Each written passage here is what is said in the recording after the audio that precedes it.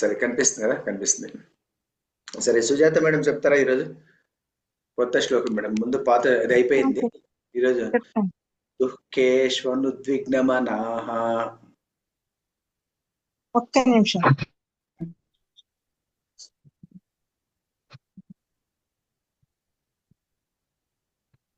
Book తీసుకోవాలా మీరు? చెప్పండి సార్. దుఃఖేష్వనుద్విగ్నమనాః.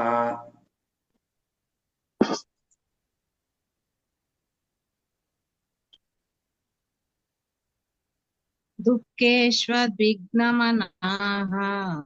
సుఖేషు దుఃఖేష్వదిగ్నమనాః. దుఃఖేష్వనుద్విగ్నమనాః. దుఃఖేష్వనుద్విగ్నమనాః.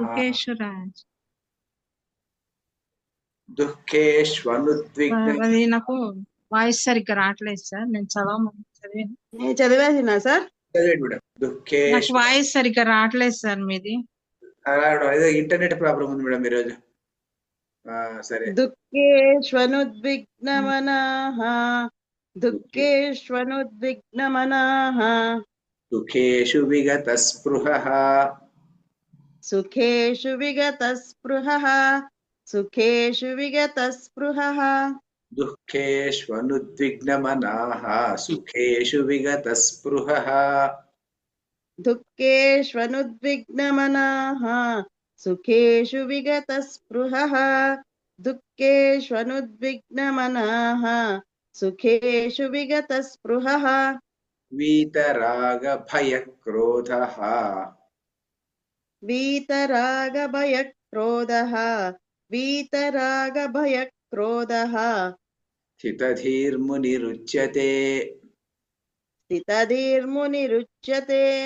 స్థితధీర్మునిరుచ్యతే. వీతరాగభయక్రోధః స్థితధీర్మునిరుచ్యతే.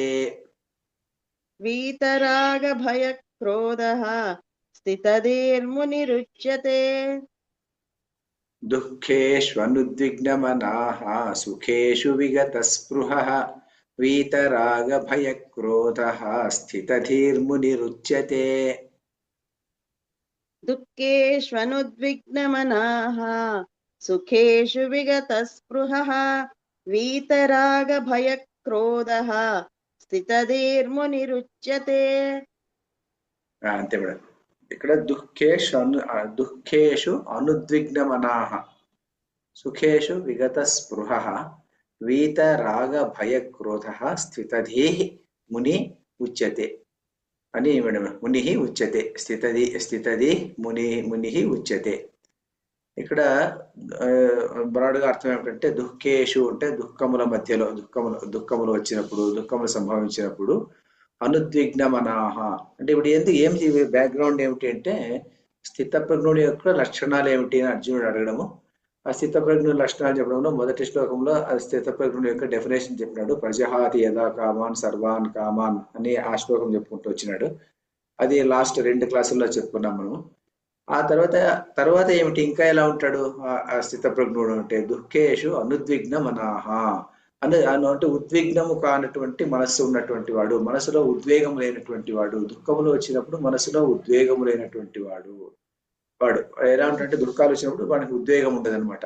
సుఖేషు విగతస్పృహః సుఖములు వచ్చినప్పుడు వాడు పొంగిపోయేటువంటి వాడు కానీ అందులో ఆసక్తి ఉండేటువంటి వాడు కాడు. సుఖములు వచ్చినప్పుడు విగతస్పృహః అంటే దాని మీద స్పృహ, దానికి కోరిక ఉండదు అనమాట. సుఖం వచ్చినప్పుడు తర్వాత అంతటితో వదిలేయడం అంతే. సుఖం అనుభవించడం వదిలేయడం అనమాట అంతే. విగతస్పృహః. తర్వాత వీత రాగ భయ. వీత అంటే విడువబడినటువంటిని, రాగము భయము క్రోధము ఉన్నటువంటి విడువబడినటువంటి వాడు. స్థితధీహి అంటే వాడే స్థితప్రజ్ఞుడు. స్థితధీహి అంటే స్థితప్రజ్ఞుడు. ఎవరు వాడు అంటే ముని ఉచ్యతే, వాడే ముని అని చెప్తున్నాడు. అలాంటి మునే స్థితప్రజ్ఞుడు. ఇక్కడ ముని అని ఒక వరుడు యూజ్ చేస్తున్నారు అనమాట. అది సాధారణమైనటువంటి అర్థం ఇంత మాత్రమే. ఇది ముని. స్థితధీహి ముని ఉచ్యతే. ముని అంటే ఏమంటే, ముని అంటే సాధారణంగా మనం చెప్పుకునేటువంటి ఏదో మనం అన్నిటికీ ముని ముని అని వాడుతుంటాం కదా, ఎవరు వ్యాసముని, లేకుంటే శుకముని, ఇంకెవరు ముని, ఆ ముని ఈ ముని అని చెప్తుంటాం, శౌనక ముని ఇలా చెప్తుంటాం అనమాట. ఇలా అట్లా అర్థం కాదు అంటే ఇక్కడ చెప్పుకోవడము. మునిహి అంటే మననాద్ మునిహి అని, మననం చేసేటువంటి వాడు ముని. తర్వాత మౌనేన మునిహి అని రెండు రకాల, మౌనాన్ మునిహి. మౌనాన్ మునిహి అంటే మౌనముతో ఉండేటువంటి వాడు. మౌనం ఉంటేనే మననం సాధ్యమవుతుంది అంటారు. అంటే ఏంది, ఎట్లా అంటే మౌనం లేదనుకోండి, మౌనం లేకుండా వీడు వడవడ ఎప్పుడు వాగుతుంటాడు అనుకోండి, ఎప్పుడు వాగేటువంటి వాడికి ఒక మనస్సు అన్నటువంటి ఒక పరిస్థితిలో ఉండదు. ఎప్పుడైతే ఉండకపోతుందో అప్పుడు మననం చేయడం అన్నటువంటిది కుదరదు అనమాట. వాడు మననం చేయాలన్నమాట. ఆ మననం దేంట్లో చేయాలి? సుఖేషు దుఃఖేషు వచ్చినటువంటి ఆ సందర్భంలో వచ్చినటువంటి సుఖము దుఃఖము, ఈ రెండిట్లో వచ్చినటువంటి ఈ సుఖము దుఃఖము వచ్చినటువంటివి ఆ సందర్భాలు ఎప్పుడన్నా వచ్చినప్పుడు వీడికి అసలు మననం చేస్తారనమాట. మననం చేసి, మననం అంటే ఏమిటంటే ఈ సుఖము పర్మనెంట్ సుఖమా, లేకుంటే ఈ దుఃఖము పర్మనెంట్ సుఖమా, అంటే ఎప్పుడీ ఇలాగే ఉండిపోతుందా అని ఒక మననం చేస్తే సుఖము దుఃఖము ఉన్నటువంటిది ఎప్పుడు కూడాను అలాగే ఒకదాని వెంట ఒకటి వస్తుంది. అంతేగాని ఎప్పుడు ఒకే సుఖము అన్నటువంటిది ఉండదు, ఎప్పుడు దుఃఖము అన్నటువంటిది ఒకటే ఉండదు కదా అన్నటువంటి సత్యాన్ని వీడు ఎప్పుడు మననం చేస్తుంటాడు అనమాట. ఎప్పుడు మననం చేసి చేసి వీడికి ఏమైపోతుందంటే వీడికి ఒక రకమైనటువంటి ఒక స్థిరమైనటువంటి జ్ఞానం కలుగుతుంది. ఏమిటి అంటే సుఖం వచ్చినప్పుడు, అరే ఈ సుఖము ఇలా వచ్చింది, ఈ సుఖము ఇలా ఎప్పుడు నా జతలో ఉండేటువంటి సుఖము కాదు, ఇలా వెళ్ళిపోతుంది. ఇది దుఃఖం వచ్చింది, దుఃఖం వచ్చినప్పుడు ఈ దుఃఖం కూడా ఎప్పుడు నాకు పర్మనెంట్ గా ఉండేటువంటిది కాదు. ఈ దుఃఖము అన్నటువంటి దుఃఖము, ఆ సోకాల్డ్ దుఃఖము అన్నటువంటిది కూడాను నాకు ఎప్పుడూ సదా అంటిపెట్టుకుని ఉంటుంది, ఇది కూడా వెళ్ళిపోతూ ఉంటుంది అనేటువంటి భావన వాడికి బాగా స్థిరంగా మైండ్ లో ఉండిపోతుంది. మైండ్ లో ఉండి వాడు ఏం చేస్తుంటాడంటే దానిని మననం ఎప్పటికప్పుడు మననం చేసేటువంటి వాడు అలాంటి ముని, ఆడు స్థితప్రజ్ఞుడు అనమాట. అంటే ఏమిటంటే జీవితము అనేది ఏం చెప్తారంటే సాధారణంగా జీవితము అనేది లైఫ్ ఈజ్ లైక్ ఏ ప్రవాహము ఉంటాం అనమాట. ఒక నది మాదిరిగా ప్రవహిస్తూ ఉంటుందంట జీవితం. అంటే వేదాంతంలో చెప్పేటువంటి విషయాలు అనమాట. వేదాంతంలో ఏం చెప్తారంటే జీవితము అనేటువంటిది ఒక ప్రవాహం లాగా ప్రవహిస్తూ ఉంటుంది. ఆ ప్రవహించేటువంటి సందర్భంలో ఒక గట్టేమో, ఒక వైపు ఏమో సుఖము, ఒకవైపు ఏమో దుఃఖము. ఆ రెండిటి మధ్యలో ఈ జీవితము అనేటువంటి సాగిపోతూ ఉంటుంది. జీవితం అలా సాగి సాగి ఫ్లో అలా వెళ్ళిపోతూ ఉంటుంది. అలా వెళ్ళేటువంటి సందర్భంలో అది సుఖాన్ని స్పృశిస్తూ ఉంటుంది, దుఃఖాన్ని స్పృశిస్తూ ఉంటుంది. రెండిటిని స్పృశించుకుంటూ జీవితం అనేటువంటిది ముందుకు సాగిపోతూ ఉంటుంది. కానీ మనకు మనసు ఏం చెప్తుందంటే అలా సుఖము కానీ దుఃఖం, నేను సుఖం వైపే ప్రవహిస్తాను, దుఃఖాన్ని నేను స్పృశించను అనే భావన చెప్పేటువంటిది ఏది అంటే మనస్సు అనమాట. ఆ మనస్సు అనేటువంటిది ఒక విలన్ అంటారు దాన్ని. అదేం చెప్తుందంటే ఏదో జీవితం సాగిపోయేటువంటి సందర్భంలో జీవితం అలా సాగిపోతూ ఉండాలి. ఎందుకంటే జీవితం సాగిపోయేటువంటి సుఖము దుఃఖాన్ని రెండింటిని స్పృశించుకుంటూ సాగిపోయేటువంటి ఆ జీవితము ఎక్కడ కూడా ఆగదనమాట, ముందుకు సాగిపోతూనే ఉంటుంది అంతే. ఎక్కడ సుఖం దగ్గరను పూర్తి ఆగిపోదు, దుఃఖం దగ్గరను పూర్తి ఆగిపోదు, ముందుకు సాగిపోతూనే ఉంటుంది. అలా కాకుండా ఈ మనసు ఏం చెప్తుందంటే నీవు ఎక్కడో తట్టు ఒక అనుకూలమైనటువంటి పరిస్థితి వచ్చి సుఖము అన్నటువంటి ఒక డెఫినేషన్ చెప్పుకున్నటువంటి ప్రదేశంలో ఇక్కడ నిలిచిపోవాలనుకుంటుందంట. అది దుఃఖం అంటే నాకు నచ్చినటువంటి వ్యక్తులు, నేను ప్రేమించినటువంటి వ్యక్తులు, నాకు కావలసినటువంటి వ్యక్తులు, నా సందర్భాలు ఆ పరిస్థితులు అలాగే ఉండిపోవాలి, మరి మారకూడదు దీన్ని అని అనుకుంటుందంట. అది దానివల్ల ఏమైపోతుందంటే దానివల్ల దుఃఖం ఉన్నటువంటిది ఏర్పడుతుంది. ఎందుకంటే అలా ఉండడానికి కుదరదు. ఎందుకంటే అలా అనుకున్నటువంటి వాళ్ళు కొంతమంది, మనకు చాలా ప్రేమించినటువంటి వాళ్ళు, మన చుట్టూ ఉన్నటువంటి వాళ్ళు కొంతమంది చనిపోవచ్చు, కొంతమంది వేరే దేశాలకు వెళ్ళిపోవచ్చు, వేరే ఇంకొక దూరం అయిపోవచ్చు. మనకు నచ్చని వ్యక్తి ఒకరు వచ్చి మన ఇంట్లో ఉండిపోవచ్చు. ఉండిపోయినప్పుడు ఆ సందర్భంలో మనం వీళ్ళని నచ్చడం లేదు అని చెప్పి మన వియ్యంకులు వచ్చి మన ఇంట్లో కూర్చోవచ్చు. ఇలాంటిది ఏదైనా సందర్భం వచ్చింది అనుకోండి, అలా సందర్భాలు కూడా జరుగుతుంటాయి అనమాట గుండెముఖతో మాదిరిగా. అలా వచ్చి జరిగినప్పుడు ఏమైపోతుంది, మనకు నచ్చలేదు అని చెప్పేసి చెప్పడానికి కుదరదు అనమాట. కుదరదు, అది చెప్పలేడు మింగలేడు అన్నట్టుగా ఉంటుంది. నేను కొన్ని కుటుంబాలు చూసినాను అనమాట. ఇటు సైడ్ తండ్రి గారు, అబ్బాయి యొక్క తండ్రి, అమ్మాయి యొక్క తల్లి ఇద్దరు కూడాను ఒకే ఇంట్లోనే ఉండాల్సి వస్తుంది అనమాట. వీళ్ళకు వాళ్ళకు ఇద్దరు ఏకులు. మరి ఆమెకు ఇతనికి ఆమె భార్య చనిపోయింది, ఆమెకు భర్త చనిపోయింటాడు, ఇద్దరు వచ్చేసి ఇంట్లో ఇక్కడ ఉంటారనమాట. మరి ఇద్దరికి పొసగదనమాట. మరి ఇష్టం లేనటువంటి వ్యక్తి ఇక్కడ వచ్చారు, ఇష్టం ఉన్నటువంటి వాళ్ళు లేరు. ఇలాంటి సందర్భాలు చాలా వస్తుంటాయి అనమాట. సో అందువల్ల ఏమైపోతుందంటే ఇలాంటి సుఖ దుఃఖాలు అన్నటువంటివన్నిటి మనకు జరిగిపోతూ ఉంటుంది. అలాంటి సందర్భాలు ఎన్నో సందర్భాలు మనకు చూస్తూనే ఉంటాం అనమాట. సో ఇక్కడ దుఃఖేషు అనుద్విగ్న మనః సుఖేషు, ఈ జీవితం అనేటువంటి నౌక, జీవితం అనేటువంటి ప్రవాహం అలా సాగిపోతూ ఉంటుంది. ఈ మనసు అనేటువంటి దీన్ని ఇలాగే స్థిరంగా ఉండాలి, నాకు కావలసినదే స్థిరంగా ఉండాలంటే కుదరదు అన్నమాట.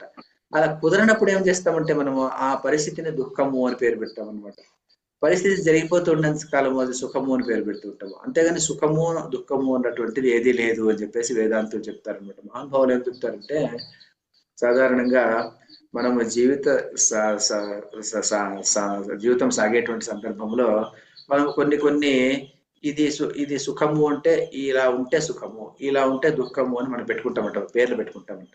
అంటే ఒక ప్రణాళిక, జీవితానికి ఒక ప్రణాళిక వేసుకుంటాం. పుట్టంగానే అంటే 20 ఏళ్ళు అనగానే నేను 90 ఏళ్ళ వరకు బ్రతకాలి. హలో, ఆ బ్రతికేటువంటి సందర్భంలో నా జీవితం ఇలాగే సాగాలి, నాకు ఇలా సాగాలి, నాకు ఇద్దరు, ఒక అబ్బాయి పుట్టాలి, ఒక అమ్మాయి పుట్టాలి. అబ్బాయి పుట్టిన తర్వాత అబ్బాయికి పెళ్లి కావాలి, పెళ్లి అయిన తర్వాత ఆ అమ్మాయి భర్త మాట వింటూ ఉండాలి. తర్వాత ఈ నా కూతురు పెళ్లి కావాలి, కూతురు మాట ఏమో భర్త వింటూ ఉండాలి, వీళ్ళందరూ కలిసి నా మాట వింటూ ఉండాలి.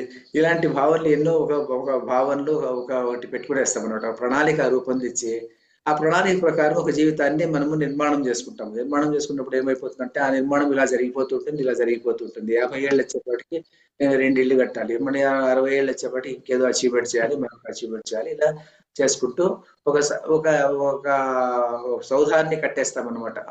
మెట్లను కట్టేసుకుంటాము. కట్టుకున్న తర్వాత ఏమైపోతుందంటే ఎప్పుడోకప్పుడు మనం 1, 2, 3, 4 అన్ని చెప్పుకున్నవన్నిటికీ బాగా సక్సెస్ అయిపోతుంటుంది. సక్సెస్ అయిపోయినటువంటి వాడిని సుఖము ఉంటాము.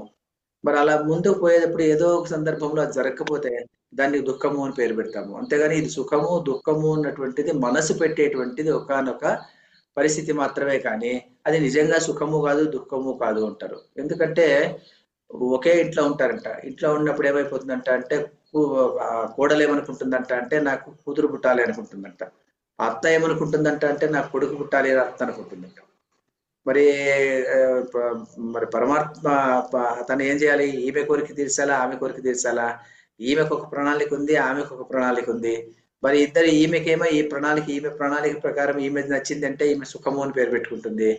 ఆమె ప్రణాళిక ప్రకారం అది నచ్చితే దానికి సుఖము అని ఆమె పేరు పెట్టుకుంటుంది. కానీ భగవంతుడికి ఇంకొక ప్రణాళిక ఉంటుందంట. ఆ ప్రణాళిక ప్రకారం ఆయన చేసినప్పుడు ఈమె కోరికన్నా తీరచ్చు, ఆమె కోరికన్నా తీరచ్చు.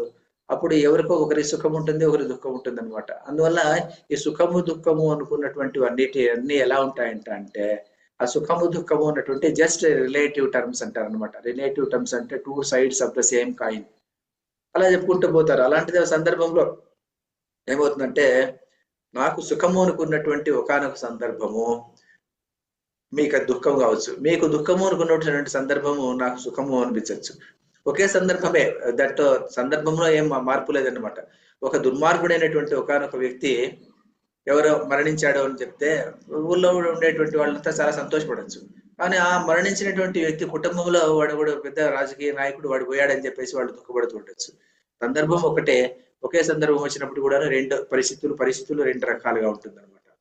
మరి పెట్రోల్ ప్రైజులు పెరిగిపోయాయంటే మనకు దుఃఖము, కానీ పెట్రోల్ కంపెనీ వాళ్లకు అది సుఖం అన్నమాట. ఏది సుఖము ఏమి దుఃఖము నిర్ణయించడం చాలా కష్టం అనమాట. అందువల్ల మనకు ఏది మనము దుఃఖము అని అంటున్నామో, ఏది సుఖము అని మనం అంటున్నామో, ఆ సుఖానికి దుఃఖానికి నిర్వచనం ఇస్తుండేటువంటి పదార్థం ఏమిటి అంటే మనస్సు. కాబట్టి ఎప్పుడైతే ఈ నిర్వచనము ఉన్నటువంటిది అంటే ఈ ఒక definition of the particular situation as సుఖం యాజ్ దుఃఖం అనేది ఎప్పుడైతే మనం వదిలించుకుంటామో అప్పుడు దుఃఖేషు అనుద్విగ్న మనః సుఖేషు విగత స్పృహ అన్నటువంటి దాని భావనకు మనం దగ్గరగా వెళ్ళొచ్చు. లేకపోతే ఏమైపోతుందంటే దుఃఖం వచ్చినప్పుడు కృంగిపోవడము, సుఖం వచ్చినప్పుడు పొంగిపోవడము, అలా ఉండేటువంటి అవసరం ఉండదన్నమాట. అందువల్ల ఏమైపోతుందంటే దుఃఖం వచ్చినప్పుడు దుఃఖము అని మనం ఒక నిర్వచనం ఇస్తే ఆ నిర్వచనం నుంచే దుఃఖము అన్నటువంటిది పుట్టిందన్నమాట. ఇప్పుడు దానికి చాలా వేదాంతంలో రామ్ సుఖ్దాస్ అని ఒక అతను ఉన్నాడు అనమాట. రామ్ సుఖ్దాస్ అన్న అతను వ్యక్తి హిందీలో భగవద్గీత కామెంటరీ రాస్తాడు. ఆయన ఒక సందర్భం చెప్తాడు అనమాట. మనము సాధారణంగా ఏం చేస్తుంటామంట అంటే మొదలాంటి వ్యక్తులందరూ వీడు నాకు నచ్చినటువంటి వాడు, వాడు నాకు నచ్చనటువంటి వాడు అని చాలా మందితో అలా డిఫైన్ చేసి వీడు నావాడు వాడు నావాడు కాడు అని డిఫైన్ చేస్తుంటామంట. కానీ అలా చేసినప్పుడు ఏమైపోతుందంటే వీడు నావాడు అన్నప్పుడు వీడు నావాడు వీడు వీడు I enjoy in his company, I don't enjoy in other persons company అని మనం ఎప్పుడైతే భావన చేస్తామో అప్పుడు మనం దాన్ని కాస్త క్లియర్ గా అనలైజ్ చేసుకోవాలంట. ఏమిటంటే నేను వీడిని వీడిని నేను ప్రేమిస్తున్నాను, వాడిని నేను ప్రేమించడం లేదు అన్నప్పుడు వీడిని నేను ఎందుకు ప్రేమిస్తున్నాను అంటే వీడు నాకేదో ఒక సంతోషకరమైనటువంటి వీడిని చూసినప్పుడు నాకేదో సంతోషం కలుగుతుంది, ఆ సంతోషం కలిగేటువంటి పరిస్థితి వీడు నాకు ఇస్తున్నాడు. ఆ ఇంకొక వ్యక్తి ఆ సంతోషం కలిగించేటువంటి పరిస్థితి వాడు ఇవ్వడం లేదు, కాబట్టి నేను వాడిని ప్రేమించడం లేదు. మరి ఒక పిల్లవాడు కొడుకుంటాడు, కొడుకున్నప్పుడు ఆ కొడుకు చెప్పిన మాట వినేటువంటి వాడు ఉంటుంటే వాడు పక్కన ఉంటే చాలా సంతోషము. వాడు చెప్పిన మాట వినకుండా ఎప్పుడు ఎదురు తిరిగేవాడైతే అదే పిల్లవాడి దగ్గర ఉంటే మనకు దుఃఖము. కాబట్టి ఎలా ఉంటుందంటే ఇక్కడ అందువల్ల మనం ఏం చేయాలంటే రామ్ సుఖ్దాస్ అంటారు, ఒక వ్యక్తిని నేను ప్రేమిస్తున్నాను, ఒక వ్యక్తిని నేను ప్రేమించడం లేదు అంటే ఒక వ్యక్తి అంటే నేను ఇష్టపడుతున్నాను, ఒక వ్యక్తి అంటే నేను ఇష్టపడడం లేదు అన్నప్పుడు మనం క్లోజ్ గా అనలైజ్ చేసుకునేసి ఎందుకు నేను ఇతనంటే ఇష్టపడుతున్నాను, ఎందుకు అతనంటే ఇష్టపడడం లేదు అంటే ఇతను నాకు ఇష్టమయ్యేటువంటి పనినే నాకు కల్పిస్తున్నాడు, అతను నాకు ఇష్టం కానటువంటి పనిని అతను కల్పిస్తున్నాడు. అందువల్ల అతను అంటే నాకు సరిపోదు, ఇతనంటే నాకు సరిపోదు అంటే ఈ వ్యక్తి సరిపోవడము అంటూ ఏం లేదు. నీ మనసు నాకు ఇది బాగుంది అని చెప్పినప్పుడు ఇది నచ్చింది, పని నచ్చింది కాబట్టేసి ఆ మనిషిని ప్రేమిస్తున్నావు, ఈ పని నీకు నచ్చడం లేదు కాబట్టి ఆ ఇంకొక మనిషిని ప్రేమించడం లేదంతే. మనం గుడ్ ఎగ్జాంపుల్ చెప్పాలంటే ఆస్తి తగాదాలు వచ్చినప్పుడు ఒక వ్యక్తి చిన్న ఆయన పెద్ద ఆయన ఒక ఆయన మన వైపు ఉంటాడు అనుకోండి, మన వైపు మాట్లాడుతుంటాడు, మన వైపు మాట్లాడేంతసేపును తర్వాత అతను మా చిన్న ఆయన మా పెద్ద ఆయన చాలా మంచి ఆడు, వీళ్ళిద్దరు మంచి వాళ్ళు. కానీ ఎవరో ఒక ఆయన మధ్యలో వచ్చేసేసి లేదు ఇది సరిపోవడం లేదు అని చెప్పేసి ఆపర్శానికి వెళ్ళినాడంటే ఆయన నిన్నటి వరకు సరిపోయినటువంటి వ్యక్తి ఈ రోజు నుంచి సరిపోడు అన్నమాట. అందువల్ల ఎందుకు అంటే ఆయన ఇన్ని రోజులు నాకు సుఖాన్ని కలిగించాడు కాబట్టి ఆయన నాకు ఇష్టపడ్డాను, ఆయన ఇప్పుడు నాకు సంతోషాన్ని కలిగించడం లేదు కాబట్టి నేను ఇష్టపడడం లేదు అన్నటువంటి భావన వస్తుంది. కాబట్టి ఇది భగవద్గీత అంతా ప్యూర్ సైకాలజీ సబ్జెక్ట్ అని చెప్పేసి రామ్ సుఖ్దాస్ రాస్తారనమాట. అందువల్ల ఇక్కడ ఏం చెప్తారంటే ఇక్కడ దుఃఖేష్ అనుద్విగ్నమన అంటే దుఃఖము గాని సుఖము గాని అన్నటువంటిది మనసు నిర్మాణం చేసినటువంటి ఒకానొక పదార్థ జాలం అంతే, వస్తు జాలం అంతే గాని దుఃఖము అన్నటువంటిది లేదు, సుఖము అన్నటువంటిది లేదు. ఒకే ఇంట్లో ఉన్నటువంటి వాళ్లకు ఒకే ఈవెంట్ జరిగినప్పుడు ఒకరికి దుఃఖం కలగచ్చు, ఒకరికి సుఖం జరగచ్చు అనమాట. అలాంటి సందర్భాలు ఎన్నో మనం చూస్తుంటాం అనమాట. ఒకరికి నాకు ఇష్టమైనటువంటి పని నీకు కష్టము, నీకు కష్టమైనటువంటి పని నాకు సుఖము అన్నటువంటి వస్తూ ఉంటుంది అనమాట. కాబట్టి ఈ మహాత్ములు అన్నటువంటి వాళ్ళు, సిద్ధప్రజ్ఞులు అన్నటువంటి వాళ్ళు ఎలా ఉంటారంటే వాళ్ళు దుఃఖేషు అనుద్విగ్నమనాహ, దుఃఖములు వచ్చినప్పుడు వాళ్ళు ఎలా ఉంటారంట అనుద్విగ్నమనాహ అంటే మనసులో ఉద్వేగమునకు లోని కానటువంటి వాడు. దుఃఖం వచ్చింది సరే, దుఃఖము ఇట్ ఈస్ అన్ ఈవెంట్ అనుకుంటారంట అంతే, అది కూడా it is one more event. వాడు ఒక వ్యక్తి చనిపోయినప్పుడు దాని గురించి కృంగిపోయేటువంటి అవసరం లేదు. కృంగిపోయే ఎందుకంటే అది జీవితంలో మనం చూస్తున్నట్టుగా ఎవడు కూడాను పూర్తిగా బ్రతకడు. ఈ రోజు కాకపోతే రేపైనా చావాలి, రేపు కాకపోతే మొన్నడైనా చావాల్సిందే. మరి ఈ రోజు వాడు మరణించినాడు అన్నప్పుడు దట్ ఈస్ వన్ ఈవెంట్. అందువల్ల ఎందుకంటే ఇంకోటి ఏమిటంటే మనకు మహాత్ములు అయినటువంటి వాడికి ఇంకా ఏముంటుందంటే వాడికి ఆ ఆత్మజ్ఞానం అన్నటువంటిది ఉండేదాని నుంచి ఆత్మకు పుట్టుక లేదు మరణం లేదు అన్నటువంటిది సాధారణంగా. కానీ ఆత్మ లెవెల్కి పోకుండా మామూలుగా సాధారణ స్టేజ్ లో ఉన్నటువంటి వాళ్ళు కూడాను, సలౌకికంగా ఉన్నటువంటి వాళ్ళు కూడాను మరి ఆత్మ అనాత్మ అవన్నీ ఆలోచన చేసేటువంటి సామర్థ్యం లేనటువంటి వాళ్ళు, లేకుంటే దాని విషయం తెలియనటువంటి వాళ్ళు కూడా మనం ఎంతో మంది మనం పూర్వకాలం వాళ్ళని చాలా మందిని చూసామన్నమాట. చాలా మంది చూసినప్పుడు చాలా సుఖం వచ్చినప్పుడు కానీ, చాలా దుఃఖం వచ్చినప్పుడు కానీ, చాలా పొంగిపోవడం కానీ కుంగిపోవడం కానీ లేకోకుండా వచ్చినటువంటి విషయాన్ని కర్మ సంబంధంగా మనకి ఏదో వచ్చింది అని చెప్పేసి అలా నడుచుకుని పోయేసేటువంటి భగవద్గీత చదవకపోయినప్పటికీ కూడాను, లేకుంటే ఉపనిషత్తులు చదవనప్పటికీ కూడాను సాధారణంగా చాలా మంది మనం పెద్దవాళ్ళు ముసలి వాళ్ళు అంటారు, కొంతమంది కష్టం వచ్చినప్పుడు ఆ కష్టం నాకు అలా వచ్చింది, ఏదో విధి నాకు అలా రాసి పెట్టింది, ఇది కష్టాన్ని ఇలా అనుభవించుకుంటానని చెప్పేసి అనుభవించుకునేసి ఏమీ కంప్లైంట్ లేకుండా అలాగే నడిపేసేసి జీవితాన్ని ముగించినటువంటి వాళ్ళు ఎంతో మందిని మనం చూసాం కదా. కానీ అలాంటి వ్యక్తుల సంఖ్య మనకు రాను తగ్గిపోతుంది అనమాట. సమాజంలో ఎందుకు తగ్గిపోతుందంటే బికాస్ ఆఫ్ ఈ గ్లోబలైజేషన్ కానీ, లేకుంటే మెటీరియలిజం కానీ, దీనివల్ల అలాంటి వ్యక్తులు తగ్గిపోయి రాను ఏమైపోతుందంటే అలాంటి సొసైటీనే లేకుండా అయిపోతుంది అనమాట. అందువల్ల మనం ప్రతిదానికి ఒక ఏదన్నా దుడ్డు సంపాదన ఎక్కువైపోతే సుఖము, ఆ దుడ్డు పోతే దుఃఖము అన్నటువంటిది కేవలము ఒక మెటీరియల్ పదార్థముల మందనే మనం ఆధారపడి ఉన్నాం కాబట్టి అలాంటి ఆధారపడేటువంటి అవసరం లేదు. ఆ సింపుల్ లివింగ్ అలా ఉండేసేసి ఏదైనా కష్టం వచ్చినప్పుడు ఏదో కష్టం వచ్చింది, ఏదైనా సుఖం వచ్చినప్పుడు సరే మరి పొంగిపోయేటువంటి అవసరం లేదు. చిన్న బిడ్డకు ఒక 4 ఏళ్ల బిడ్డకు మనం ఇది చేస్తుంటాం అనమాట, బర్త్డే చేస్తుంటాం. బర్త్డే చేసినప్పుడు ఆ బిడ్డకి ఏం తెలియదు అనమాట. రోజు పుట్టినరోజు లాగానే గడుపుకునేటువంటి ఆ నిర్మలమైనటువంటి స్వభావం ఉన్నటువంటి ఆ చిన్న బిడ్డ. ఆ బిడ్డను మనం ఏం చేస్తాం, ఆ రోజు తీసుకొని వచ్చి ఒక సింహాసనం లాంటి దాని మీద కూర్చోబెట్టేసి పెద్ద అలంకారం చేసేసి పెద్ద చేసేసి వాహు డాన్సులు చేసేసేపాటికి అది సుఖము అన్నటువంటి ఒక డెఫినేషన్ ఇచ్చిన దాని నుంచి ఆ చిన్న బిడ్డకి అప్పటి నుంచినే ఆ సోషల్ కండిషనింగ్ అనేది అలాగే పెరిగిపోతుంది అనమాట. పెరిగి పెద్ద అయ్యే కొద్దీ సోషల్ కండిషనింగ్ ఏమైపోతుంది, అది సుఖము అన్నటువంటి ఒకనొక వ్యామోహము ఆ బిడ్డ మనసులోకి వచ్చేస్తుంది అనమాట.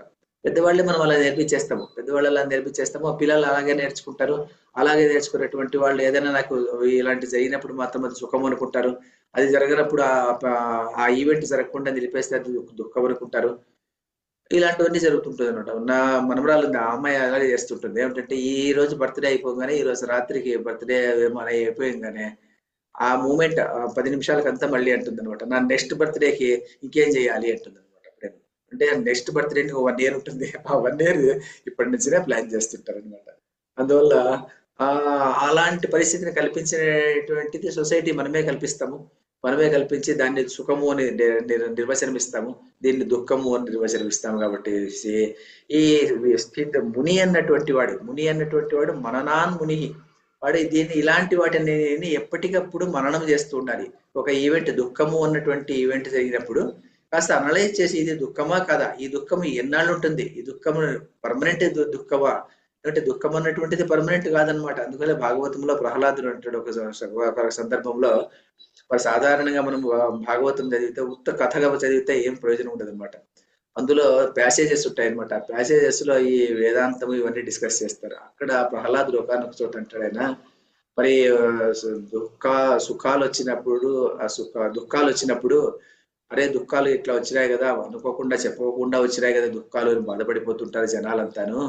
కానీ దుఃఖాలు ఎలా వస్తాయో సుఖాలు అన్నటువంటి కూడా అలాగే చెప్పుకోకుండా వస్తుంటాయి కదా, వాటి గురించి అవి వస్తాయి అని ఎందుకు ఆశ, దాని మీద అపేక్ష, దాన్ని అలా పెట్టుకునేసి దుఃఖాన్ని ఎందుకు మర్చిపోరు వీళ్ళు, ఈ దుఃఖాన్ని ఇలాగే దుఃఖంలోనే పడిపోతుంటారు కదా అని చెప్పేసి అంటుంటాడు అనమాట. అంటే సుఖము దుఃఖము అనేటువంటి ద్వంద్వాలు అన్నమాట. ఒకటి వచ్చిన తర్వాత ఇంకొకటి రానే రావాల్సిందే.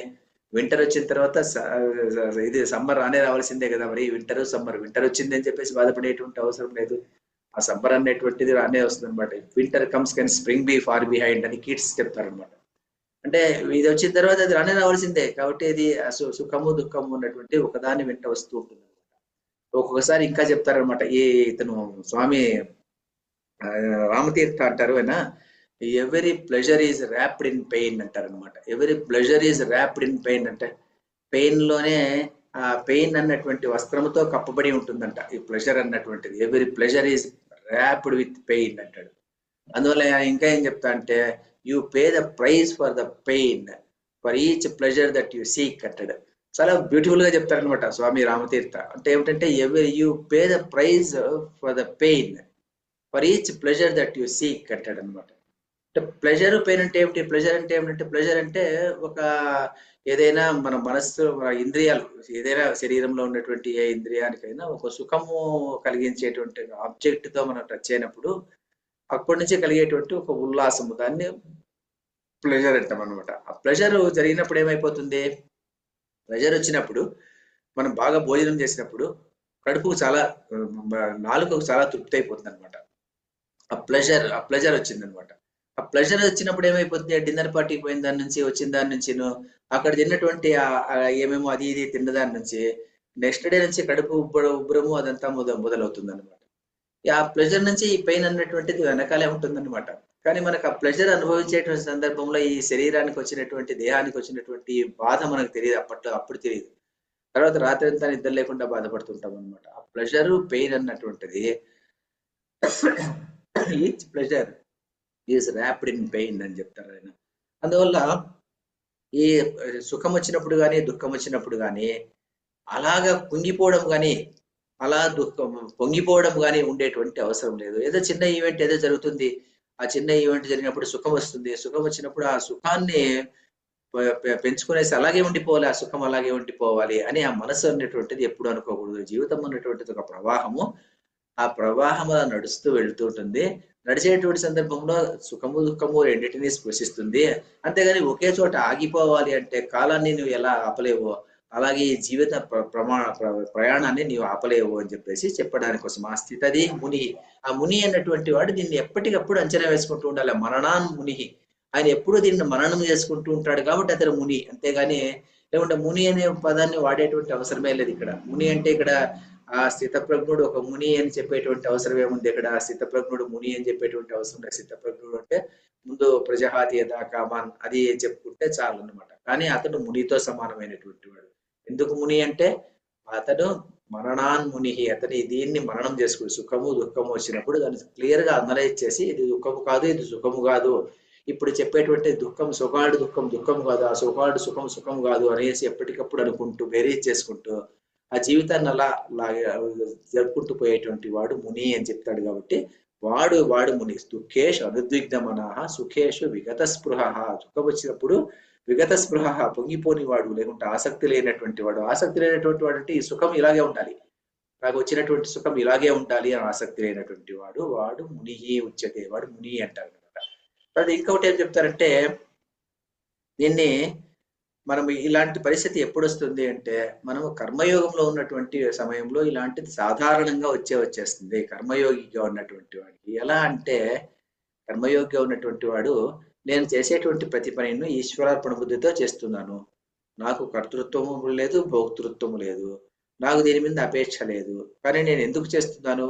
లోక సంగ్రహార్థమై ఈ పని చేస్తున్నాను, ప్రజల ఉపయోగం కోసం నేను లోక సంగ్రహార్థమై నేను పని చేస్తున్నాను, తర్వాత పరమేశ్వరుని యొక్క ప్రీతి కోసం నేను చేస్తున్నాను అని ప్రతి పని చేసేటువంటి వాడికి ఈ దుఃఖములు ఉన్నటువంటిది ఏమైనా వస్తే కూడాను అనుద్విగ్న మనః వాడు కాడు. ఎందుకు కాడు వాడు అంటే చూడండి ఎలా చెప్తారంటే ఏదైనా మనము కార్యం ప్రారంభిస్తాం అనుకోండి, ప్రారంభించినప్పుడు ఏమైపోతుందంటే అందులో కొంతమంది మనం చేసేటువంటి కార్యాన్ని దాన్ని అవమానం చేయొచ్చు, ఏళన చేయొచ్చు, అపహాస్యం చేయొచ్చు, తర్వాత అప్పుడు నింద రావచ్చు. ఆ నింద వచ్చినప్పుడు కూడాను సాధారణంగా వీడు ఏం చేస్తుంటాడు, నింద వచ్చినప్పుడు ఏదైనా మనం పని చేసేటువంటి సందర్భంలో ఏదో మంచి పని చేయాలనుకుంటాము, ఒక డ్యామ్ కట్టాలి, లేకుంటే ఇంకేదో మంచి పని చేయాలి, లేకుంటే ఈ ఊరికి చెరువు తవ్వించాలి, ఏదో పని చేస్తుంటాము. కొంతమంది నిందించవచ్చు. ఆ సమయంలో నిందించినప్పుడు వీడు కృంగిపోకూడదు అనమాట. నేను వీళ్ళ కోసం నేను పని చేస్తుంటే వీడు నన్ను తిప్పుతున్నాడు కదా అని కృంగిపోయేటువంటి అవసరం లేదు. ఎందుకంటే నువ్వు ఎందుకు చేస్తున్నావు, నీవు పని చేస్తుండేది ఈశ్వరార్పణ బుద్ధితో చేస్తున్నాను, నీకు కర్తృత్వం లేదు భోక్తృత్వం లేదు. అందులో నీవు అప్పుడు నింద అనేటువంటిది వచ్చినప్పటికీ కూడాను దాన్ని నువ్వు కృంగిపోయేటువంటి అవసరం లేదనమాట. ఈ దుఃఖేషు అనుద్విగ్న మనః అన్నటువంటి సందర్భము ఏ సందర్భంలో మనం చేసుకోవచ్చు అంటే సుఖంగా మనం కర్మయోగంలో మనం ఉన్నప్పుడు మనం ఎప్పుడైతే పరమేశ్వరార్పణ బుద్ధితో మనం ఆ పని చేసుకుంటూ పోతుంటామో ఎవడైనా నిందిస్తే నిందించుకుంటాడంతే, నా పని నేను చేస్తున్నానంతే. ఎందుకంటే ఇది దేవుడిచ్చినటువంటి పని నేను చేస్తున్నాను అనే ఉద్దేశంతో నువ్వు చేసుకుంటూ వెళ్ళినట్టయితే దుఃఖేషు అనుద్విగ్న మనః అలాగే ఉంటుంది. అలాగే సుఖేషు విగత స్పృహ కూడా అంతే. ఎందుకని అంటే సుఖములు వచ్చినప్పుడు దాని మీద పొంగిపోవడం. ఎందుకు పొంగిపోవము? నీ కర్తృత్వం అనేది కాదు, భోక్తృత్వం కాదు, నేను చేయడం లేదు ఆ పని, ఆ కార్యం భగవంతుడు చేస్తున్నాడు, భగవదేచ్ఛకుతో ఈ పని జరిగిపోతుంది, నేను కేవలం ఒక కర్తను మాత్రమే, కేవలం నేను ఒక object of doing the duty అంతేగాని నాకు ఇంత సంబంధమే లేదు, నేను పని చేయడం లేదు. ఎవరైనా వచ్చి అబ్బా నీ వల్లనే ఇంత గొప్ప పని జరిగింది అంటే నా వల్ల పని జరగలేదు, అది భగవదేచ్ఛ జరిగింది అన్నటువంటిది మనస్ఫూర్తిగా చెప్పేటువంటి భావన. అది వచ్చింది అనుకోండి ఎప్పుడేమైపోతుంది, దుఃఖేషు అనుద్విగ్న మనః సుఖేషు విగత స్పృహ అన్నది ఆటోమేటిక్ గా వస్తుంది.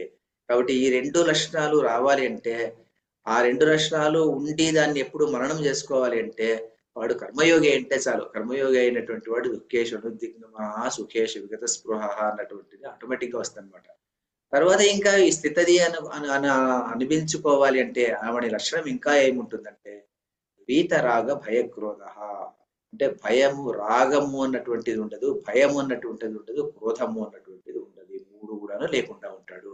రాగం అంటే ఏమిటి? రాగం అంటే అటాచ్మెంట్ అంటాం అనమాట. రాగం అంటే అటాచ్మెంట్ టు ద ఆబ్జెక్ట్ అని కానీ, అటాచ్మెంట్ టు ద పర్సన్ అని కానీ, అటాచ్మెంట్ టు ఎనీ సిచ్యుయేషన్ అని కానీ అన్ని అర్థాలు చెప్పుకుంటారు అనమాట. ఇక్కడ రాగం అంటే ఏమిటంటే రాగం ఏమి దేని మీద కూడాను అనురాగం ఉన్నటువంటిది. అంటే నాకు రాగము వేరే ప్రేమ వేరే అని చెప్తారనమాట. ప్రేమ అన్నటువంటిది బంధించదనమాట. నిజమైన ప్రేమ ఉన్నప్పుడు దానివల్ల బంధనం అన్నటువంటి ఉంటదన్నమాట. కానీ రాగం ఉన్నప్పుడు, అటాచ్‌మెంట్ ఉన్నప్పుడు ఏమైపోతుందంటే సైకలాజికల్ డిపెండెన్స్ అన్నది ఏర్పడుతుందన్నమాట. అటాచ్‌మెంట్ ఉంటుందన్నమాట. అటాచ్‌మెంట్ ఉన్నప్పుడు ఈ ఆబ్జెక్ట్ నా దగ్గర లేకపోతే నాకు చాలా కష్టము. ఈ వ్యక్తి నా వద్ద లేకపోతే నాకు చాలా కష్టము అన్నటువంటి భావన వచ్చేసినప్పుడు ఏమైపోతుంది అంటే దాన్ని రాగము, అటాచ్‌మెంట్ అని అంటారు దాన్ని. అటాచ్‌మెంట్ అనేటువంటిది బంధన హేతువు అంటాం అన్నమాట. బంధన హేతువు అంటే ఇట్ గివ్స్ అటాచ్‌మెంట్. అటాచ్‌మెంట్ అంటే బంధించేస్తుంది అన్నమాట. వ్యక్తిని బంధించేస్తుంది. తాత మనవడు ఉంటారనుకోండి. తాత మనవడు ఉన్నప్పుడు తాత అబ్బాయిని పిలిచి "రేయ్ ఇక్కడ కూర్చోరా కూర్చోరా నాతో ఆడుకో అంటుంటాడు. ఆ అబ్బాయి వాడు ఏం చేస్తుంటాడు, వాడి పాటికి వాడు ఆడుకుంటుంటాడు. ఉండు తాత అని చెప్పేసి వాడు పరిగెత్తి వెళ్ళిపోతుంటాడు. వాడు ఈ పిల్లలు నా చెప్పిన మాట వినరు, నా దగ్గర కూర్చోడు అని చెప్పేసి ఇతను బాధపడుతుంటాడు. వాడి మీద ప్రేమ ఉంటే వాడు బాగా ఆడుకోవాలి అని వదిలిపెట్టేయాలి వాడిని. అలా కాకుండా నా ఒడిలోనే కూర్చోవాలి, నాతోనే చెస్ ఆడుకోవాలి అంటే ఏమైపోతుంది, వాడు ఈ తాత జతలో కూర్చొని తాతతో పులిగట్ట చెస్ ఆడుకోడు కదా. వాడి పాటి వాడు ఎగరలాడుకుంటూ గంతులు వేసుకుంటూ ఉంటాడు అనమాట. కానీ వాడి దగ్గర కూర్చోవాలి, నా వద్దనే కూర్చోవాలనుకుంటే అది అటాచ్మెంట్ అనమాట.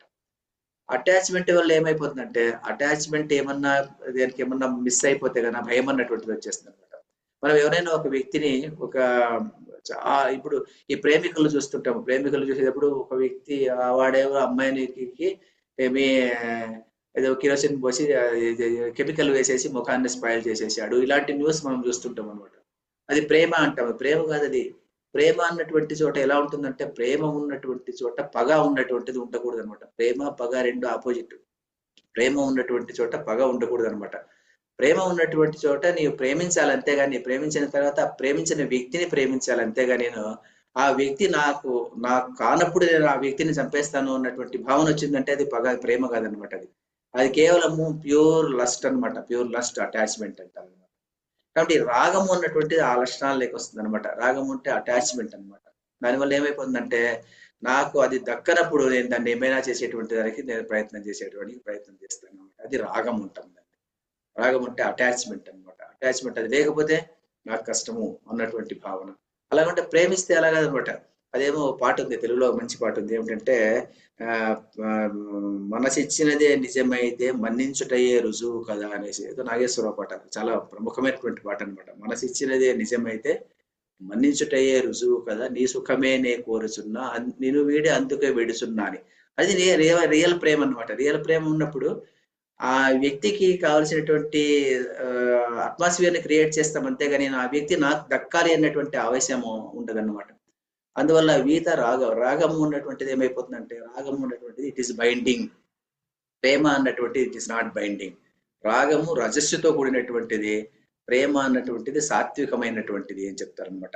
ఈ సాత్వికమైనటువంటి ప్రేమ ఉండాలే గాని ఈ రాగము అన్నటువంటిది, అటాచ్మెంట్ అన్నటువంటిది ఉండకూడదు. ఈ అటాచ్మెంట్ అన్నటువంటిది ఉన్నప్పుడు ఏమైపోతుందంటే, అటాచ్మెంట్ ఎప్పుడైతే మనకు రాకుండా పోతుందో, మనకు దక్కకుండా పోతుందో, దానివల్ల మనకు భయము, క్రోధము అన్నటువంటిది వచ్చేస్తుంది అనమాట.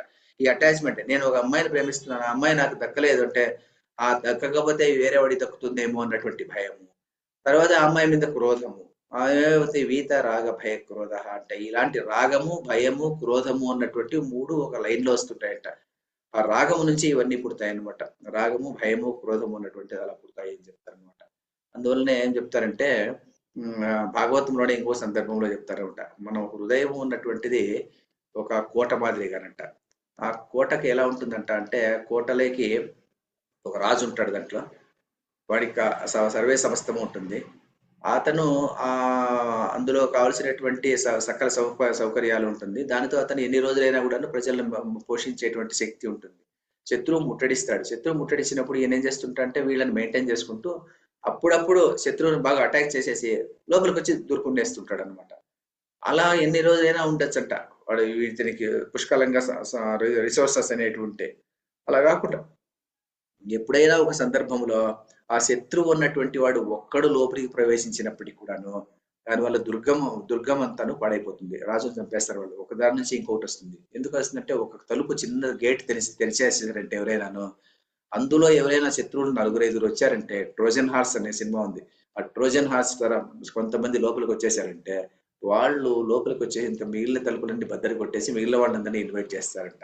అందువల్ల ఈ రాగము అన్నటువంటిది, లేకుంటే ఈ కామన అన్నటువంటిది ఎప్పుడైతే ఆ ఒక్క దానిని మనం లోపలికి ప్రవేశపెట్టామో అంటే అయిపోయింది అనమాట. దుర్గము నాశనం అయిపోతుంది. ఆ కోట ఎలా నాశనం అయిపోతుందో ఈ హృదయం అన్నటువంటిది కూడా పగిలిపోతుందంట. అప్పుడు లోపలికి వచ్చేస్తే కామన నుంచి క్రోధము, క్రోధం నుంచి భయము, భయము, ఇలాంటి ఒక్కొక్కటే వచ్చేసేసి ఆ దుర్గం అంతా పాడైపోతుంది.